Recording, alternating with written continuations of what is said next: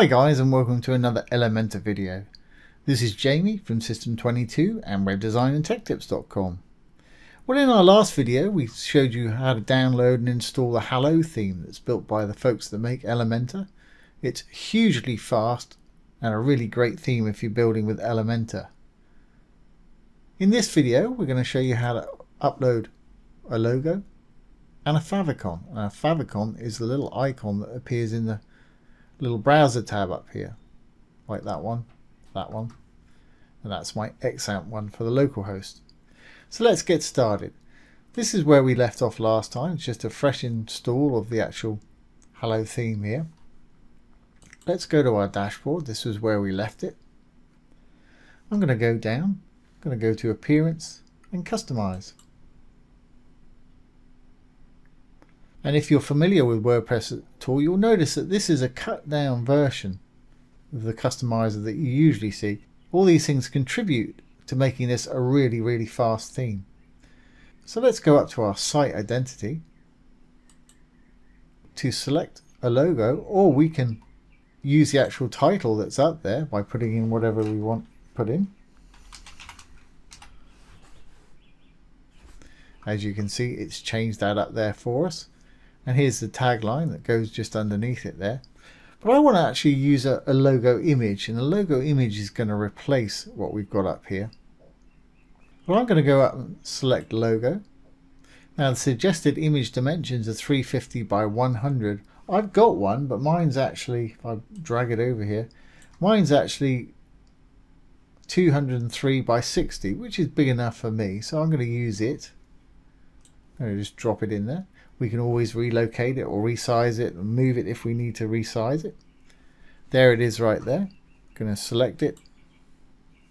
Don't need to crop it. That works absolutely fine as it is. So I'm going to say skip cropping.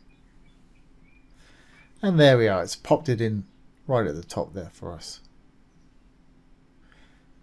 Okay, next thing that we want to do is actually put in a favicon.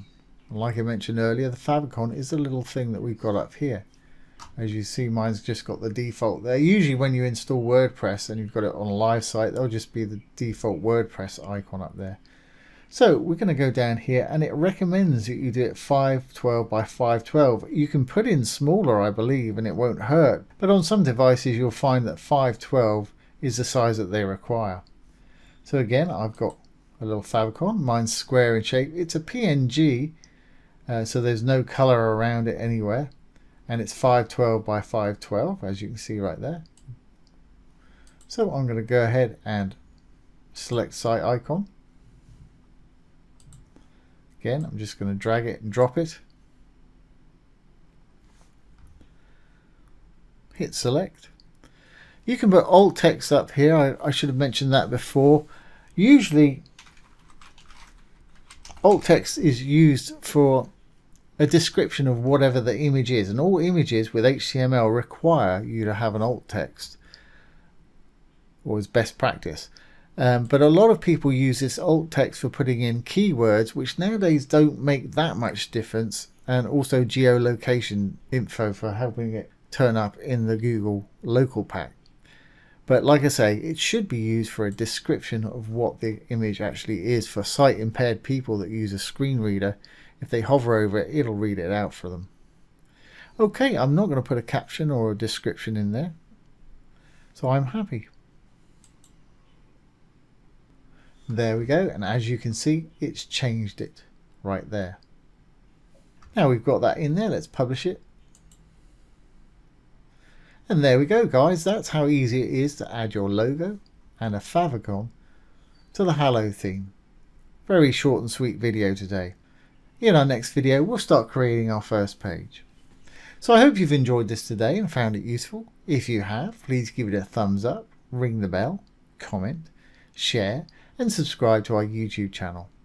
Once again, this has been Jamie from System22 and webdesignandtechtips.com. Thanks for watching. Have a great day.